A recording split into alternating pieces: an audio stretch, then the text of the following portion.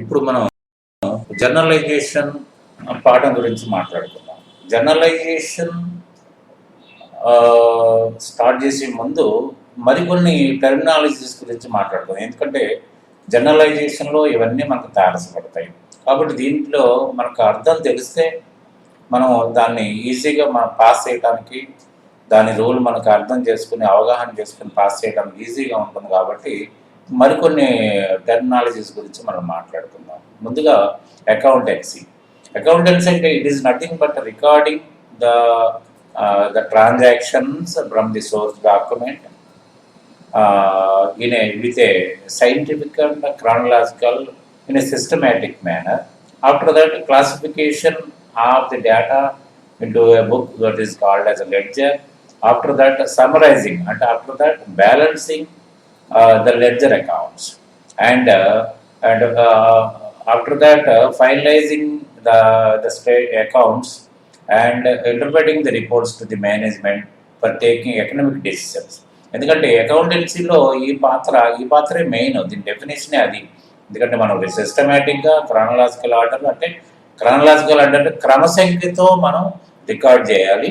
దాని తర్వాత చేసి మనం దాన్ని లెడ్జరైజ్ చేసి బ్యాలెన్సింగ్ చేసి ట్రయల్ బ్యాలెన్స్ చేసి తర్వాత ఫైనాన్షియల్స్ తయారు చేస్తాం. దీంట్లో కూడా ఏంటంటే దీంట్లో రెండు పార్ట్లు ఉంటాయి. ఒకటేమో అప్ టు ట్రయల్ బ్యాలెన్స్ మీకు బుక్ కీపింగ్ డివిజన్లోకి వెళ్తుంది.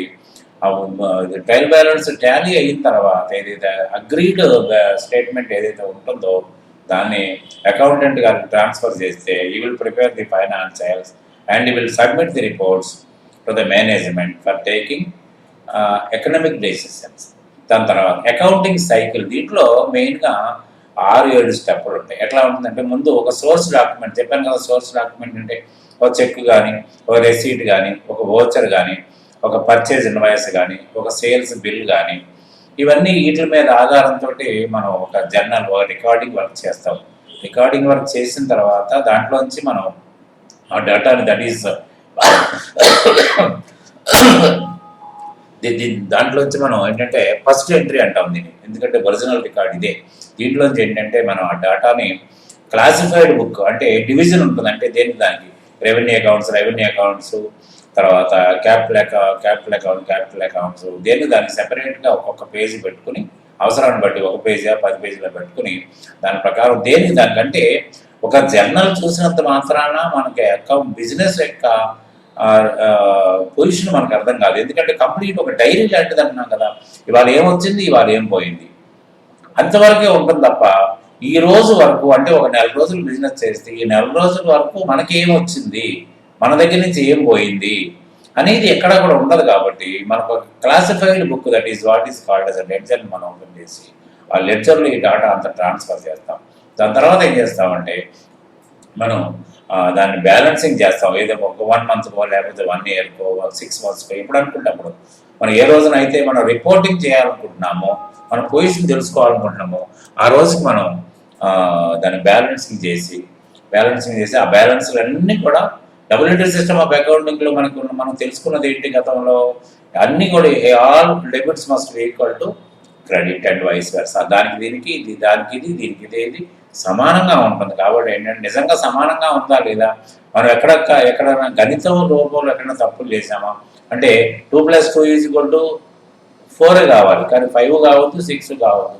కాబట్టి ఏంటంటే మనకి ఆ విధంగా మనకు టాలీ అయిందా లేదని మనం చూసుకుంటాం. దాని తర్వాత అకౌంటెంట్ గారికి అప్పచెప్తా ఆయన ఫైనాన్షియల్ స్టేట్మెంట్స్ తయారు చేసేసుకుంటాం. తర్వాత అకౌంటింగ్ పీరియడ్ ఏంటంటే జనరల్గా ఒక 12 మాసాలు ఒక యూనిట్గా తీసుకోవడం. ఎందుకంటే మనకి ఫైనాన్షియల్ ఇయర్ అంటాం, మనకి ఏప్రిల్ 1 నుంచి మార్చి 31 వరకు ఉన్న 12 మాసాలను తీసుకుంటాం. 12 మాసాల్లో ఎంత కొన్నాము, దాంట్లో ఎంత అమ్మాము, తర్వాత ఈ అమ్మటానికి జరిగిన ఖర్చు ఏంటి, కొన్న తర్వాత అమ్మకం ముందు జరిగిన ఖర్చులు ఏంటి, అడ్మినిస్ట్రేషన్ ఏంటి అనేది మనం అన్ని రకాలుగా మనం రికార్డ్ చేసి 12 మాసాల్లో అసలు ఏం జరిగింది అనేది మనం ఒక రిజల్ట్ని బయటికి తీస్తాం.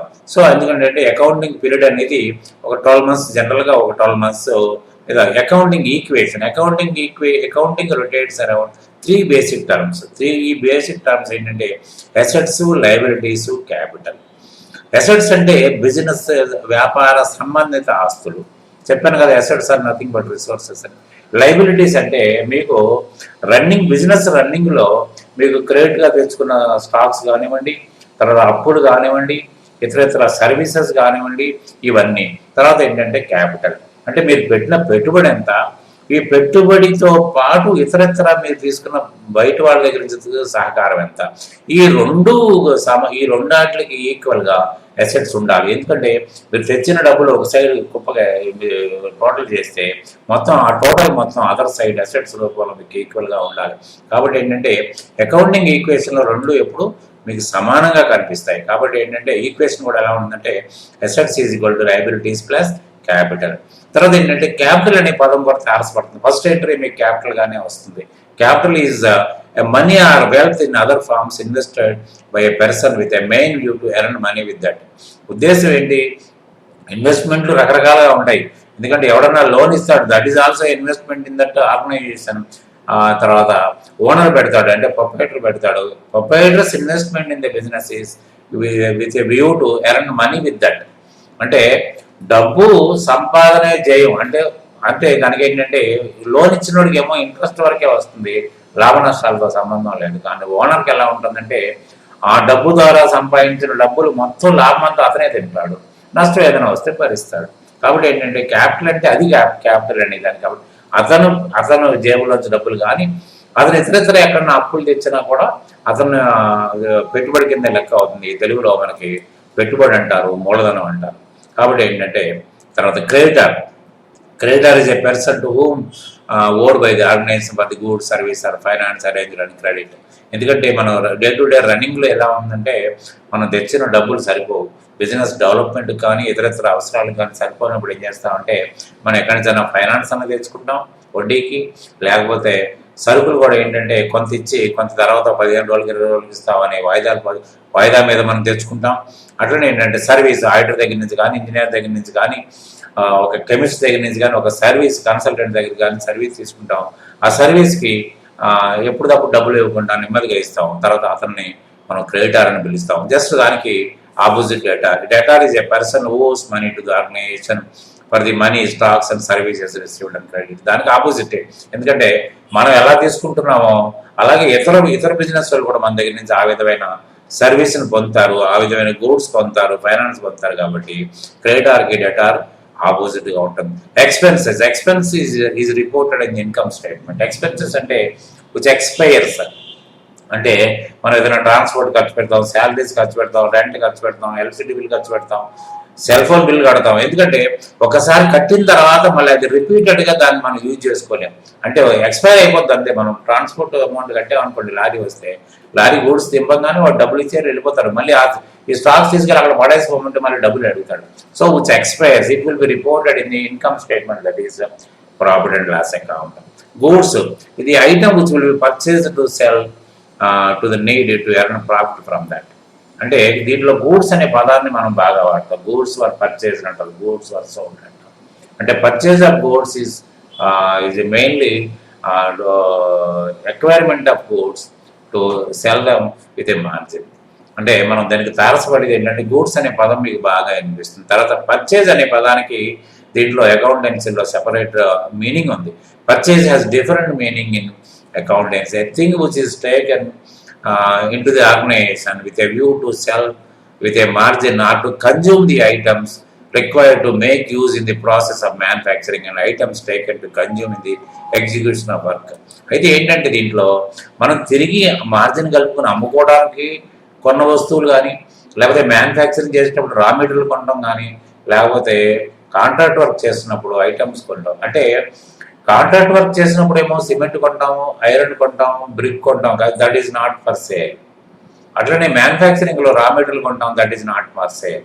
ట్రేడింగ్ అకౌంట్లో కొంటాం, that is meant for sale. అంటే 3 రకాల సందర్భాల్లో కూడా మీరు దాన్ని పర్చేజ్గానే భావించాలి తప్ప అప్పుడు ఫర్నిచర్ కొంటాం, కంప్యూటర్ కొంటాం, ప్రింటర్ కొంటాం, వెహికల్ కొంటాం, ఇది పర్చేజ్ అనే పదం వాడడానికి వెళ్ళి, ఎందుకంటే they are not meant for sale. ఈ 3 కేటగిరీస్లో అది రాదు. Those are for use. అంటే మనం కంప్యూటర్ వాడుకుని ఆఫీసులో వ్యవహారాలు రికార్డ్ చేసుకోవడానికి వాడుకుంటాం, ఫర్నిచర్ ఆఫీసులో మనం వాడుకుంటాం. కాబట్టి దాన్ని మనం పర్చేజ్ అనే పదం వాడకూడదు. సేల్ అంటే దీనికి జస్ట్ ఆపోజిట్. అంటే ఏదైతే అమ్మినది ఖచ్చితంగా పర్పస్ ఏంటంటే అమ్మకం కోసమే కొనున్న వస్తువుని అమ్మితేనే మీరు సేల్ అంటారు. ఇప్పుడు చూడండి, ఓల్డ్ అయిపోతే కంప్యూటర్ అమ్మేస్తాం, ఫర్నిచర్ అమ్మేస్తాం, వెహికల్ అమ్మేస్తాం, కానీ అవి సేల్ కింద లెక్క కాదు. ఎందుకంటే అవి గతంలో మనం కొన్నది అమ్ముకోవడం కోసం కొనలేదు, వాడుకోవడం కోసం కొన్నాం కాబట్టి దాన్ని మనం సేల్ అని లెక్క వేసుకోవడానికి వెళ్ళలేదు. ఇది బాగా గమనించండి. అడ్వాన్స్ తర్వాత sums paid or received before the fulfilment on application such as supplies of goods or provision of services. అంటే ఎవరికన్నా మనం సప్లై కోరి కొంత అడ్వాన్స్ ఇచ్చి తర్వాత సరుకులు తీసుకున్న తర్వాత మిగతా సెటిల్మెంట్ అప్పుడు కానీ, లేకపోతే డిమాండ్ ఉన్న వస్తువులకి మనం అడ్వాన్స్లు ఇవ్వటం కానీ, లేకపోతే సర్వీస్ ఇప్పుడు ఏదైనా రెంటల్ ప్రెమిసెస్ తీసుకుంటే మనం అడ్వాన్స్ ఇస్తే తప్పితే మనకి ప్రెమిసెస్ ఇవ్వరు. ప్రెమిసెస్ ఇవ్వకపోతే మనం బిజినెస్ దాంట్లో పెట్టలేము. అట్లా ఏంటంటే అడ్వాన్స్ తీసుకున్న మామూలుగా మనకి క్రేన్లు కానీ, తర్వాత బుల్డోజర్లు కానీ, తర్వాత మీకు జనరేటర్స్ కానీ ఇవన్నీ కూడా మనం అద్దెకు తీసుకుంటాం. అగెనిస్ట్ అని అడ్వాన్స్ కొంత 2 నెలలు 3 నెలలు అడ్వాన్స్ ఇస్తాం. రేపు పొద్దున సెటిల్మెంట్ అప్పుడు ఆ డిపాజిట్ మనం తిరిగి ఇవ్వటమా, వాళ్ళు మనకి తిరిగి ఇవ్వటమా, లేకపోతే రెంటల్ అడ్జస్ట్మెంట్ చేసుకోవడం జరుగుతుంది. That is what is called as advance. తర్వాత security deposit, giving a security in the form of money, property for the dealership or the business premises for making use in the business. అయితే మనకి ఏంటంటే ఏదైనా dealership తీసుకున్నప్పుడు కానీ, రేపటి రోజున ఏంటంటే ఏదైనా లైసెన్స్ తీసుకున్నప్పుడు కానీ, లేకపోతే ఏదైనా ప్రెమిసెస్ తీసుకున్నప్పుడు కానీ కొంత సెక్యూరిటీ ఇవ్వాలి. ఎందుకంటే ఏ విధంగా తీసుకున్నామో మనం ఆ విధంగానే మనం వాపస్ చేయాల్సి, రిటర్న్ చేయాల్సి వస్తుంది. ఇలాగా దాన్ని ఏ విధమైన అగ్రిమెంట్ విరుద్ధంగా మీరు ఏ విధంగా మిస్యూజ్ చేసినా కూడా ఆ డ్యామేజెస్ ఈ సెక్యూరిటీ డిపాజిట్లో కలెక్ట్ చేసుకుంటారు. కాబట్టి సేఫ్ సైడ్ కోసం ఈ సెక్యూరిటీ డిపాజిట్స్ పెట్టుకుంటారు. ఇది కొన్ని ఇంపార్టెంట్ పదాలు. తర్వాత ఎప్పుడు అవసరమైతే అప్పుడు ఆ పదాలని మనం వాడుకుంటూ ప్రాబ్లంలోకి వెళ్ళొచ్చు. కాబట్టి ఇది గమనించి మీరు ఇది ఒకసారి గమనించండి. దాని తర్వాత మనం జనరలైజేషన్లోకి వెళ్ళినప్పుడు ఈ పదాలు మీకు తారసపడతాయి.